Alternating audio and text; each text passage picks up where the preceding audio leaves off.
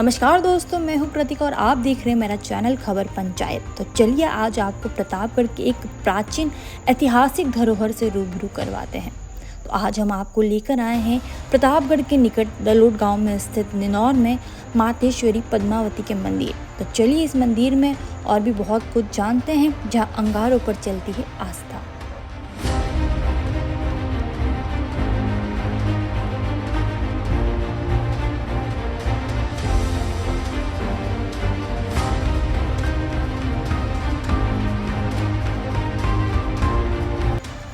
ये है प्रतापगढ़ का प्राचीन मंदिर, माता पद्मावती का मंदिर, जो बहुत ही प्रसिद्ध मंदिर है। यहाँ माँ पद्मावती की प्राचीन प्रतिमा स्थापित है और कहा जाता है कि यह प्रतिमा एक ही दिन में 3 रूप को धारण करती है, इसलिए इन्हें त्रिरूप धारिणी माँ कहा जाता है। सुबह माँ के बाल्यावस्था के रूप में दर्शन होते हैं, दोपहर में प्रौढ़ावस्था के और शाम को वृद्धावस्था। इस मंदिर का उद्गम स्थल उत्तर महाभारत काल से माना जाता है। तो दोस्तों, दशा माता व्रत कथा के बारे में आप लोगों ने तो सुन ही रखा होगा।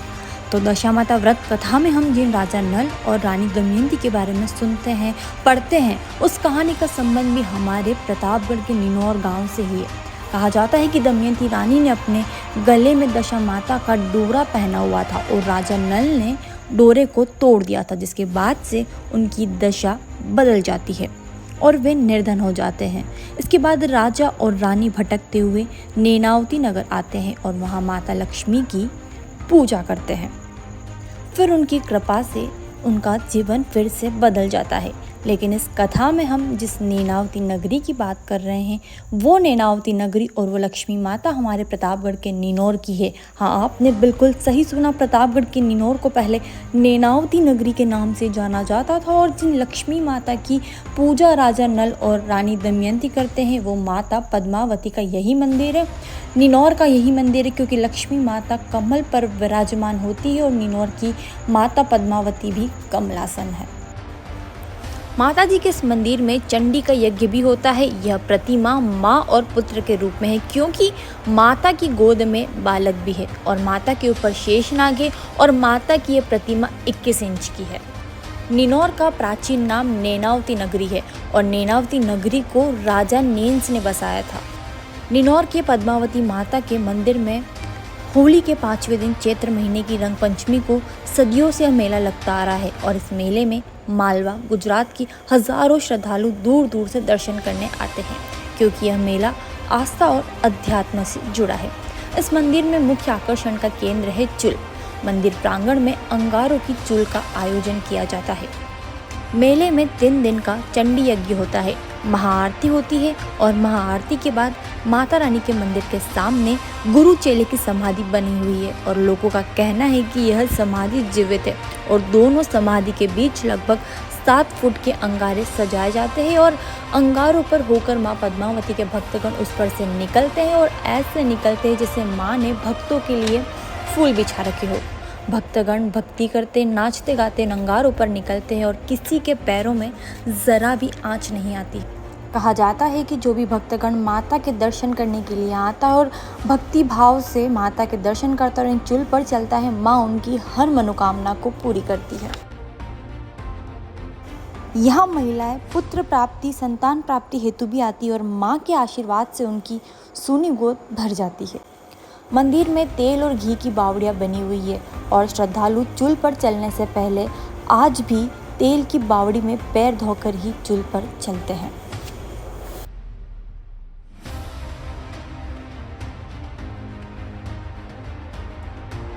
मंदिर में आकर्षण का केंद्र यहाँ पर एक नंदी है।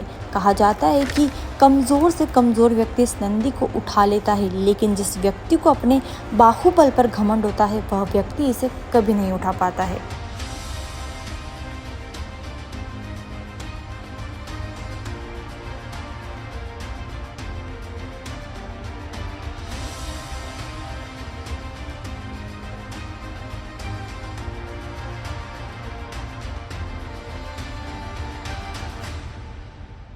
हर हर महादेव।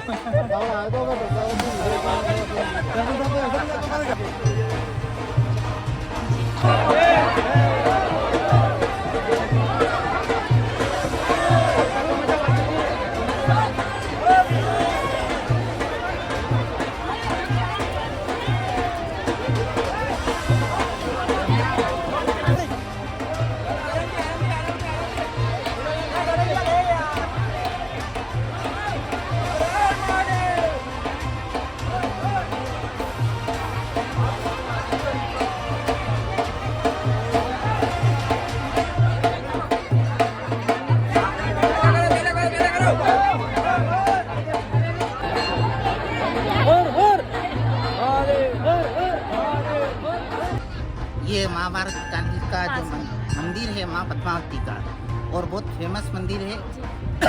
ऐसा कहते हैं कि 3 रूप धारण करती देवी माँ दिन में, अभी बचपन का, फिर दिन में जवान का, और अभी वृद्ध स्थिति में है। लेकिन बहुत प्राचीन मंदिर है, और ऐसा कहते हैं कि सोने की ईंटों का बना हुआ मंदिर था। हाँ, और लेकिन आक्रमणकारियों की वजह से अचानक से ऐसा परिवर्तन हुआ कि वो जो मिट्टी थी, सोने का जो ईंटें थी, वह मिट्टी में बदल गई। और 3 रूप धारण करने वाली देवी हर समय श्रद्धालु की संख्या दिन प्रतिदिन यहाँ पर बढ़ती जा रही, इसीलिए चूल का आयोजन इस जगह पे होता है। और ऐसा कहते हैं कि मतलब हर जगह तो आयोजन होता है, लेकिन इस जगह ऐसा है कि अगर अपन उस चलते चूल पर तो अपने पैर नहीं जलते, आस्था होना चाहिए। और बड़ा प्राचीन नगर है, और ऐसा कहते हैं कि जो अपने दक्षा माता का व्रत आ रहा है ना, वो इसी गांव से, उसकी कथा इसी गांव से संबंधित है। हाँ, इसी गांव से जुड़ी हुई है। और मतलब बहुत ही प्राचीन नगर है, नैनावती नगरी के नाम से इस नगर को जाना जाता है। इसीलिए भक्तगण हर समय यहाँ पर अपनी आस्था का परिचय देने के लिए आते हैं। और आप देख भी रहे हो कि इस जगह इतनी सारी भीड़ है, और दिन प्रतिदिन बढ़ती जा रही है। नगर अपने आप मतलब चमन होता जा रहा है। इसीलिए चैत्र महीने की 5वीं के दिन यहाँ पर चूल का आयोजन होता है। अत्यंत ही प्राचीन माँ पद्मावती का यह मंदिर, रंग पंचमी के दिन यहाँ भक्तों का सैलाब उमड़ता है, और धधकते अंगारों पर यहाँ नर नारी बच्चे बूढ़े सभी चलते हैं। और मैं तो यह कहूँगा कि निनोर गांव पद्मावती बैठी, धधकते अंगारों की चूल, बच्चे बूढ़े सभी है चलते, लगता मानो बिछे हो फूल। तो ऐसा प्रतीत होता है जब हम अंगारों पर चलते हैं तो जैसे फूल बिछे हुए हों। तो ये माँ पद्मावती की कृपा है, इसकी महिमा है, जिसका गुणगान सभी नर नारी प्रतिवर्ष यहाँ आकर के करते हैं, और हर एक की मनोकामना यहाँ पूर्ण होती है। और यह बहुत ही अत्यंत प्राचीन मंदिर है, और ऐसी किंवदंती है कि नल राजा और दमयंती रानी इसी नगर से जुड़े हुए थे। एक प्राचीन नगर है ये, जिसको नैनावती नगरी के नाम से जाना जाता था। और इसके पूरब में जो तालाब है बड़ा ही मनोरम, जिसको हम नयन सुख तालाब के नाम से जानते हैं, और जिसमें महादेव की एक अत्यंत ही प्राचीन मूर्ति विराजमान है उस तालाब के अंदर मंदिर में। और ऐसा कहते हैं कि वो मंदिर यज्ञ के बल पर, यतियों के बल पर और उनके प्रताप से उड़ करके आया था, और वो मंदिर वहीं स्थापित हो गया था। तो ऐसी महिमा है इस नगर की, इसलिए आप सभी आइए और इस नगर को निहारिए। धन्यवाद। तो दोस्तों, आपको माँ पद्मावती का ये मंदिर कैसा लगा और इसके पीछे की ये कहानी आपको कैसी लगी, ये वीडियो आपको कैसा लगा, हमारे कमेंट सेक्शन में ज़रूर बताएं।